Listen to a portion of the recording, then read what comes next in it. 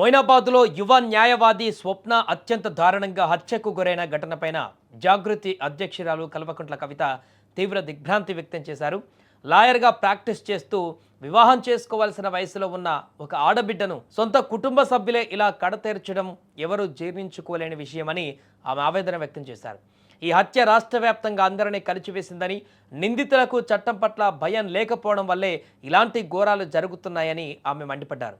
ముఖ్యంగా ఈ ఘటనలో పోలీసుల వైఫల్యం స్పష్టంగా కనిపిస్తుందని కవిత ఆరోపించారు. బాధితురాలు ప్రాణహాని ఉందని ముందుగానే ఫిర్యాదు చేసినా పోలీసులు నిర్లక్ష్యం వహించారని, ఒకవేళ సమయానికి స్పందించి చర్యలు తీసుకుని ఉంటే ఈ దారుణం జరిగేది కాదన్నారు. ప్రస్తుతం హైదరాబాద్ మహానగరంలో శాంతి భద్రతలు క్షీణించాయని, తుపాకులతో బెదిరించి డబ్బులు వసూలు చేస్తున్నారని, మహిళలపైన దాడులు పెరిగిపోతున్నాయని విమర్శలు గుప్పించారు.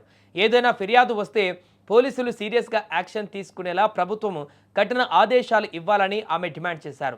ఇక న్యాయవాదుల రక్షణ కోసం అడ్వకేట్ ప్రొటెక్షన్ యాక్ట్ను వెంటనే అమల్లోకి తీసుకురావాలని ఈ సందర్భంగా ఆమె ప్రభుత్వాన్ని కోరారు. మరి మొయినాబాద్లో కేతిరెడ్డిపల్లి గ్రామంలో జరిగినటువంటి స్వప్న గారి యొక్క ఉదంతం ఏదైతే ఉందో మొత్తం రాష్ట్ర వ్యాప్తంగా కూడా తీవ్రమైనటువంటి బాధ కలిగించింది మా అందరికి కూడా.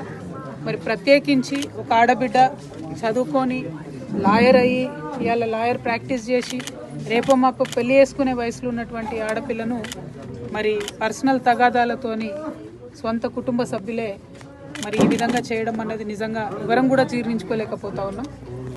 పోలీస్ వాళ్ళకి ఎన్నిసార్లు కంప్లైంట్ ఇచ్చినా వాళ్ళు పట్టించుకోకపోవడం అన్నది చాలా దారుణం. ఒకవేళ వాళ్ళు పట్టించుకొని సీరియస్గా యాక్షన్ తీసుకొని అంతకుముందే బలంగా ఈ నిందితులను బెదిరించినట్టయితే ఇట్లా ఇంత దారుణం జరగకపోతుండే అనేది మా ఎట్టు పడితే అటు ఆడపిల్లల మీద రోజు రోజుకి దారుణాలు దాష్టికాలు పెరిగిపోతున్నాయి. ఇక్కడ ఒక ఆడబిడ్డ మీద ఒక న్యాయవాది మీద జరిగినటువంటి దాడికి తక్షణమే సీఎం గారు స్పందించాలి. స్పందించి మరి ఏదైతే నేరస్తులు జైల్లో ఇప్పటికే పెట్టినారో వారికి శిక్ష తొందరగా పడాలి. హత్యానేరం కింద ఉన్నటువంటి వ్యక్తి అని చెప్తా ఉన్నారు కాబట్టి మరి కఠినాతి కఠినంగా శిక్షించాలి. ఆడబిడ్డలకు భరోసా ఇవ్వాలని ప్రభుత్వం డిమాండ్ చేస్తుంది.